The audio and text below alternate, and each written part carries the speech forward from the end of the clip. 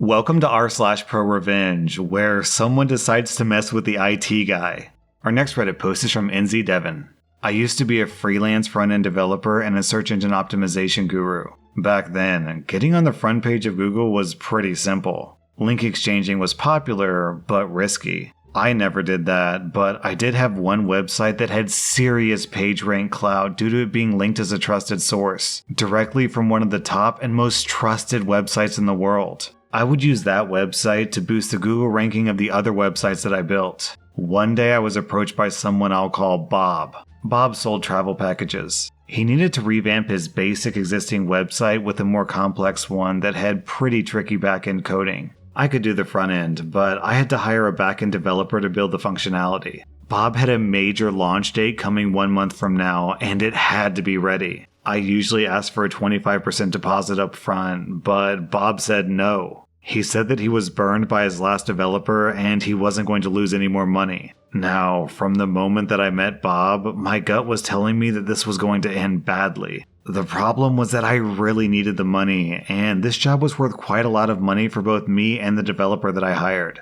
I skipped the deposit on the promise that he paid in full before it went to his server. Bob agreed. For an entire month, me and this other developer worked days, and sometimes all night to get this done to his time frame. With 1 day to spare, we had everything done, and I'd never been so proud of what we had achieved. I was honestly excited to show Bob. The next day I sent him the link to my test server and he called me to discuss it. Bob said that everything looked good, but he said that his servers were too old to run it. I assured him that he would, and he said that he was scared that it wouldn't work and we would just walk away. We went back and forth for a while, but he was insistent the site had to be uploaded and tested on his server before he parted with 1 penny. I talked to the other developer. He didn't like it either, but he agreed that we would upload our work onto his server. Bob gave me the server login and I uploaded the site. I told him it was live and then nothing. I sent several emails and then phone calls. The emails went unanswered and the phone went to voicemail. Sensing a major problem, I rushed to my computer to delete our work from his server, but access was denied. Bob had locked us out, and the following day he went live with our work. I tried calling him for several days until one morning he answered the phone and said, "Listen, I'm not ever going to pay you and there's nothing you can do about it." Then he hung up on me. Rage was a good word for my feelings. I was shaking while I still held the phone in my hands. For the next hour, I was just getting angrier and angrier. As I sat there figuring out what to do, it hit me. Revenge would be mine.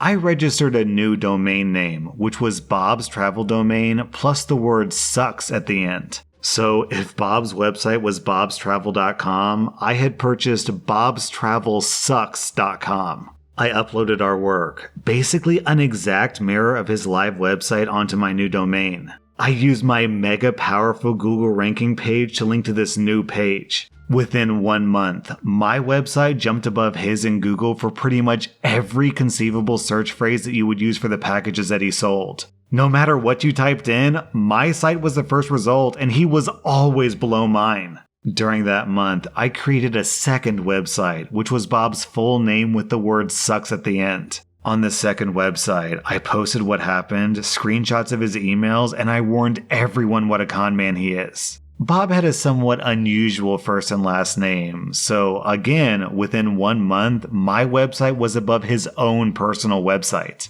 Then, I forgot all about it. About 4 months later, I got a cease and desist email from a law firm. A quick Google search confirmed that this law firm was made up and just didn't exist. I replied back with, "I'm not ever going to take this down and there's nothing you can do about it." Every now and then, I'd get emails from people that he had conned by taking their money for a travel package, but never booking their package. I would put those on both of my websites, making sure those juicy important keywords, such as his full name and the company name, were spread across each negative review. A few more months pass, and I get an anonymous email linking to a new domain called mynamesucks.com. I'm told to remove my 2 websites, and he'll remove this new one. I do a quick search, and what do you know? It's not even showing up on Google. No one could find it.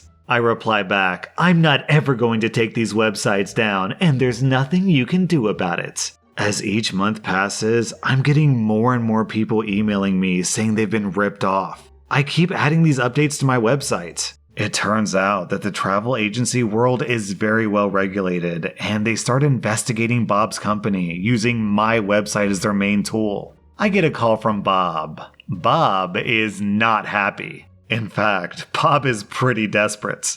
As I look at his text messages now, I can almost hear the despair and resentment in Bob's voice. Bob pleads and literally begs me to pull the sites down. Not only is he being investigated by the Travel Agency Association, but he also had some very important friends that didn't appreciate the bad press that he was causing in their circles. He offers to pay me the money that he owed me. Nothing more, just what he owed. For the third time, and with a massive smile on my face, I say, listen, I'm not ever taking them down, and there's nothing you can do about it. A few months later, I discover that his travel company has been removed from all travel associations. No matter what you typed into Google, my website outranked his, and all the bad reviews on my site were the first thing that his potential customers would see. It crippled his business so badly that it went bust. During the collapse, one of his ex-employees contacted me and told me how hard he worked to get my website off the first page of Google. He had registered dozens and dozens of other domains in the hope that some would jump ahead. Little did he know that only the top dozen websites in the world could jump what I was already doing. Apparently, his home property was tied into loans in the failing business, so he lost his house. It took me just about a year to turn his business from a cash cow to a dead cow. So, the moral of the story, if you're ever thinking about messing with a developer, don't.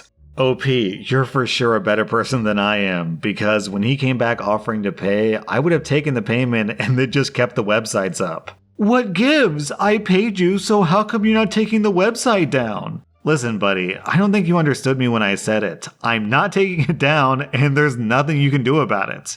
Thanks for the money, though.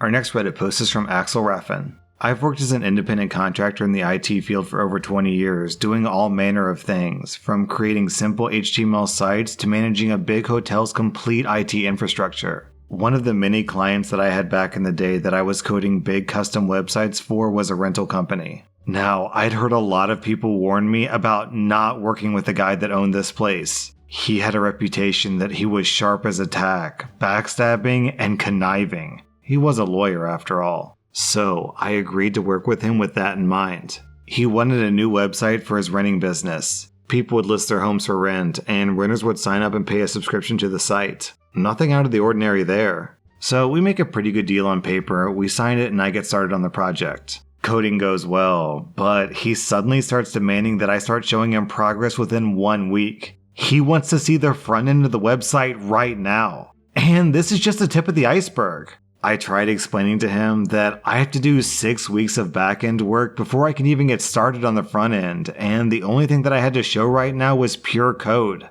The contract that we signed clearly states this. He then gets on his high horse and demands that I put everything on hold to do the front end first and the back end second. I, being really young at the time and fairly naive, agreed to do this without asking for it to be added to the contract as an addendum, and I started working on the design right away. Now, the contract stated that I was given free reign of the design decisions as long as I maintained the same color scheme and used the same logo on the website. So I make the first draft and I show it to him in 2 days. He was not impressed and demanded a different direction and set up a list of demands. I, as always, aim to please the customer and just do what he wants. I design a new layout with his list of demands, but he doesn't like that one either. That's how the next 3 months go. It's just a never-ending circle where he's never happy with anything. At this point, I'm close to 4 months into this project. He demands to see a working showcase of the back end. I point out that he himself changed the order of how the project was being done and how he demanded that I do the front-end design first and the back-end second. Then this guy turned on me and said, "Yeah, but the contract that we both signed says that you'll have a working back-end to show me at the end of the month. If you don't honor that, then I'll have to take my business elsewhere and seek compensation for your lack of professionalism." Okay, so I now have 12 days to do a backend for the website. So I got a friend to help me, and we worked tirelessly through the weekend.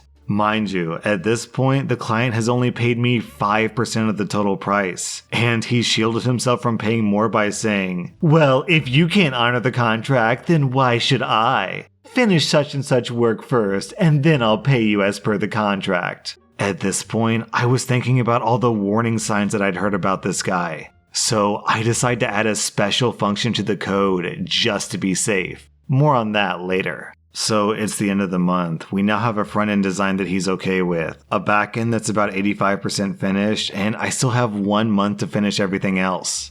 So it was time to show the client. I was working on this website in my own dev server, and I showed him this in a browser on his computer. I mentioned to the client that since this was on my server, it might lag a little bit, but once the website went live and it was moved to his hosting company, it wouldn't lag at all. He says that's okay, and I continue with the demonstration. As I'm showing him both the front end and back end of the website, I can see that he's immensely happy with it, although he would never say that out loud. He starts trying to hide his smile, and his eyes gleam with all the ways that he can start making money from this website. Anyways, he starts saying the site is too slow, this part is wrong, that part is wrong, blah blah blah. He said to me, "I want you to put it up on my production server so I can see how the speed is." Okay, no problem, I can make that happen. Please pay 50% of the contract and I'll get right on it. I wait a few days, and then I get an email from him where he includes a forwarded message from the bank detailing a transaction from him to me in the amount that I asked for. So I move the website to his production server so he can take a look at it.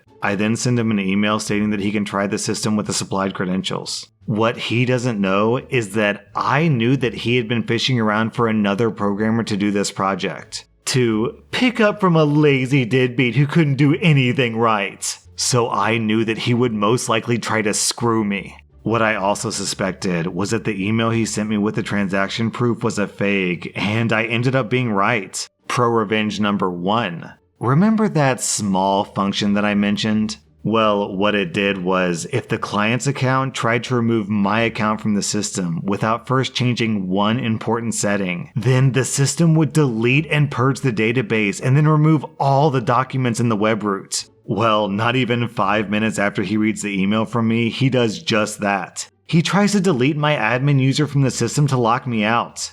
Guess who has nothing of the project left? He does. Prorevenge number 2. Since it's considered forgery to spoof an email, especially from a bank, I sent the information to the authorities and he was investigated by both the cops and the bank's lawyers. Prorevenge number 3. I sold the website that I built to his competitor for a better price than originally contracted to him. And last I heard, he was now blacklisted from owning a company and he lost his law license. I only got that 5% that he paid me at the very beginning, and I worked for over 5 months on this project. However, the knowledge of his downfall will keep my heart warm for the rest of my life. Down in the comments, someone asked OP what happened after he reported this lawyer. OP replied, "Yeah, so he did try to contact me after the fact. He threatened a lawsuit for damages and more. However, I did everything within the contract, so I was completely covered. Since he didn't pay for the products, the rights were still mine. It was mine, and I could do whatever I wanted to with it, including the extra function in there. He did try to bill my bank for roughly twice the amount of the contract, but I got that thrown out when I disputed the claim."